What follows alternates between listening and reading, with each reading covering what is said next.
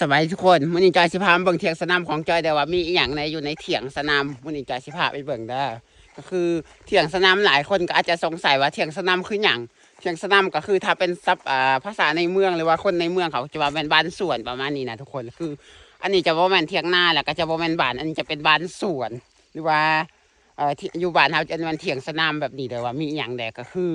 เถียงสนามเขาสร้างมาให้หยังก็คือสร้างมาเผื่อไว้เลี้ยงสัตว์ยามฤดูฝนเราจะเอาสัตว์เลี้ยงมาไว้พี่เดี๋ยวมือจอยสิพามาเบิ่งในช่วงฤดูแล้งนี่มันมีอย่างใดอยู่ในเถียงสนามนี่ก็คือจะมีต้นมะฮงมาให้ทุกคนอุ้ยมะฮงโคตรเป็นหลายแต่ละต้นนะอยู่ในเขาปลูกเอาไว้ต้นมะฮงมาไงแต่ละต้นโคตรเป็นหลายเลยจะไปเฮ็ดอย่างกินดีอยู่ในเถียงสนามเขาก็จะมีแนวนี้แนวกินนะอันต้นมะฮงอยู่แถวนี้โคตรหลายเลยแล้วก็คือจะมีบ่อนเขามัดตะควายในช่วงฤดูฝนเอาตะควายมันจะออกจากนาเผื่อมาไหวพี่เพราะว่ายำฤดูฝนมันเขาเจ็ดหน้าไหมยำนี่มันตะควายไปไหวอยู่นาแล้วก็แถวเกียงท่านี้หลายคนก็จะบอกว่ามันเป็นมันคืออย่างแถวเกียงนี่ก็คือเป็นบ่อนที่เขาปลูกหญ้าเพื่อเลี้ยงตะควายเวลาฮอดยำเฮ็ดนามาตะควายมาไหวอยู่พี่ทุกคนแล้วอันนี้ก็คือจะเป็นหนองปลาไว้ให้ตะควายอาบน้ำแล้วก็เขาปล่อยตะปลาปล่อยตะหอยเวลาอยากกินเขาก็สามารถมาเอาได้แต่ว่าอาหารให้ตะปลาให้ตะหอยนี่เขาบ่มีอย่างให้มันเลยมีแต่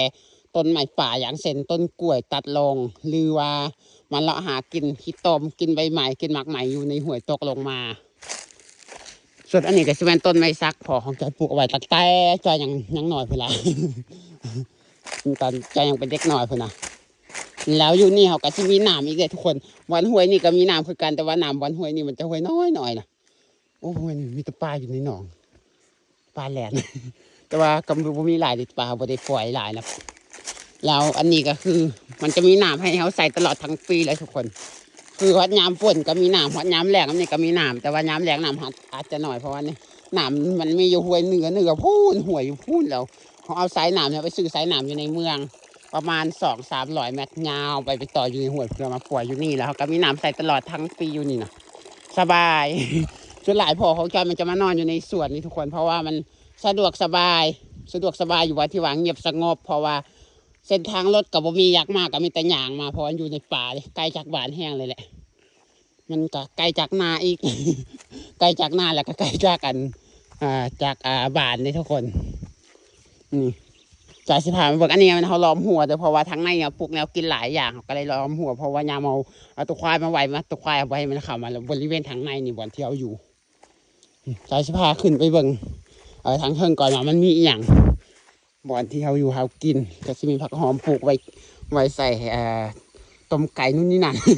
พอยามฝนเขาเฮ็ดนาเขายามหนาวตัวไก่ก็สามารถเอามาไว้พี่ใดคือการไก่ตัวเป็ดนี่มีลกอยู่นี่ทางหลังมันแต่รวมมันแต่ฟืนเขาไว้ดังไฟเฮ็ดแนวกินนู่นนี่นั่นอันนี้เที่ยงมากระตังมาปีก้านี่แหละทุกคนก็จะเข้าปี1-2 ปีนี่อันนี้เอากระเช็ดบ่อนดังไฟอยู่นี่แล้วก็เอารั่วไว้อยู่นี่อันนี้มันเอาสามารถใส่หนังได้แบบแถวแนวนี้นะมันก็จะเป็นหกมุนในหนึ่งเลยทุกคนเพราะว่าคนอยู่กับโบราณมีแต่พอจอยหักอยู่แต่ละมือแต่ว่าบางมือจะอันพองจอยก็กลับบ้านบางมือเราก็กลับมานอนอยู่พี่เพราะว่าเวียกเราจะอยู่พี่นะเวียกอยู่พี่หลายย้ำนี่มันเขาอยากปลูกอย่างเขาก็สามารถปลูกได้เพราะว่าตุ๊กไก่เขาบริเอาไว้อยู่นี่อยู่แล้วนะอันนี้ก็สิเป็นข้างในมึงมาเครื่องอีหยังประยุกต์ประหยัดอันนี้แบบมันจะเป็นเรื่องปกตินั่นแหละ พอจอยกับชินอนอยู่นี่ผู้เดียวส่วนจอยเองกับชินอนอยู่หน้าผู้เดียวเพราะว่านอนคนละที่กันจอยก็มักสงบอยู่ที่นาเพราะมีสัญญาณอินเทอร์เน็ตดีส่วนแม่ของจอยก็ต้องเฝ้าบ้านนี่นั่นพอของจอยก็มานอนอยู่พี่ส่วนอายน้องแต่ละคนไปทางไหนก็ไปเลยอยากนอนใส่ก็นอน ประจำที่แถวนี้ก็ที่นอนเขานี่เมื่อคืนเราก็จอยก็ซื้อโซลาร์เซลล์นี่มาให้เขาเจ้าใส่ตากแดดแล้วก็ตอนกลางคืนเราก็เปิดทางนอกก็สิเป็นประมาณนี้ทุกคนเวลาเข้าไปทางในแล้วอัดประตูปุ๊บแหน่เลย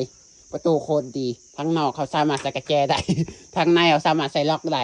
แต่ว่าทางเทิงนี่เขามีอันใหม่ปกเป็นเพดานให้มันแล้วทุกคนสบาย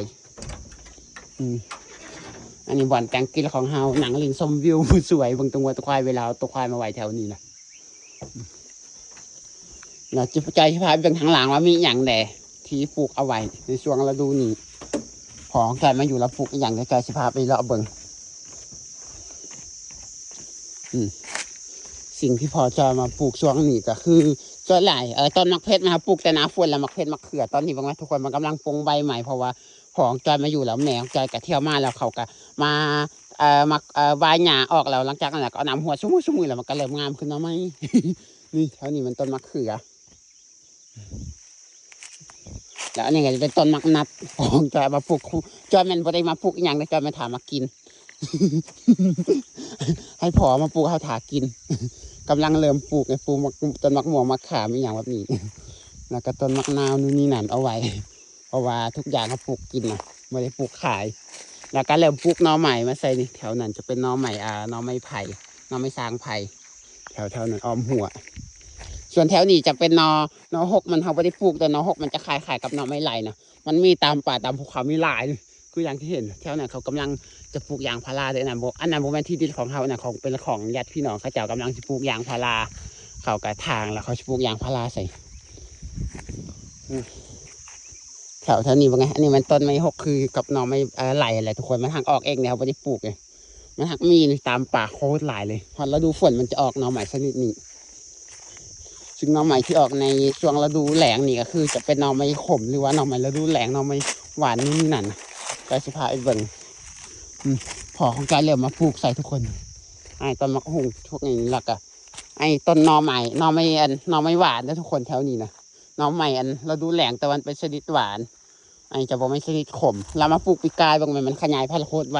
ปลูกอยู่นี่แล้วมันก็มีหากไปอันนี้แล้วก็ออกหน่อไปนี่ออกหน่อไปปลูกอยู่นี่มันมีหากยาวไปนี่เริ่มออกไป แล้วก็แถวนี้คือกันกำลังออกหน่อนี่เนี่ยทุกคนหน่อกำลังออกยังลงน้อยเพราะว่าเขาหากับปลูกปีกายแล้วมันหากับออกหน่อปีนี้นะว่าไงปีกายพอจะปลูกอยู่นี่ทุกคนต้นเดียวแล้วก็ยาวไปทางนี้มีหากไปพุ่นออกหน่อไปพุ่นยาวมาทางนี้มีหากออกมา มีหากทางนี้ยาวมาพี่นี่อันนี้ก็เป็นหากอันนี้มันหากมันเองกำลังแทงดินแล้วมันก็จะมีหน่อออกไปเรื่อยๆนี่นะประมาณ5-6 ปีพุ่นมันจะขยายพันธุ์กว้างแล้วก็จะสามารถเก็บหน่อกินได้แบบนี้นะฟังพุ่นก็เริ่มปลูกใส่มะกะหงนะทุกคนมะกะหงมันเฮาประเด็นเอาเพียงแต่ว่ามีแกนมีในมาแล้วมาหวานแล้วมันก็ออกเลยเขาเอาแกนมันมาหวานแล้วมันก็ออกเลยเขาก็มีมะกะหงกินมะกะหงโคตรมีหลายน้องแถวนี่ก็แม่นแต่ต้นมะกะหงแล้วก็บอลแถวจอยไปบอลพุ่นก็แม่นต้นมะกะหงส่วนอันนี้ก็จะเป็นคอกหมูด้วยทุกคนเพราะยามฝนเขาอยากเอาตัวหมูมาไว้พี่เอาก็มาไว้อยู่พี่ได้ค่ะทำอยากไว้อยู่นาเขาไว้ที่ฝนไว้อยู่พี่เอาปล่อยได้ตามสบายเลยเพราะว่ามันให้มันเข้าป่าตกแรงมามันก็กลับมาแบบนี้นะยามฝนปล่อยไป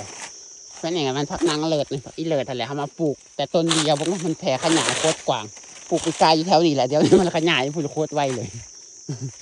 เพราะว่าส่วนหลายมันคันน้ำฝนเขาไม่ได้หดน้ำอยู่แล้วนะน้ำนี่ก็แล้วแต่เขาอยากมันก็หดน้ำขี้ขาดแล้วก็อย่าแต่ว่ามันก็งามคือว่าแหละดินมันงามอยู่แล้วนะแล้วคลิปตัวนี้แยกกับสิคันแนะนำที่อยู่อาศัยหรือบ้านเชียงสนามหรือว่าบ้านสวนนั่นก็คือได้ขอจบสำนีด้วยทุกคนแล้วพบกันใหม่คลิปหน้าได้วันละก็บ๊ายบาย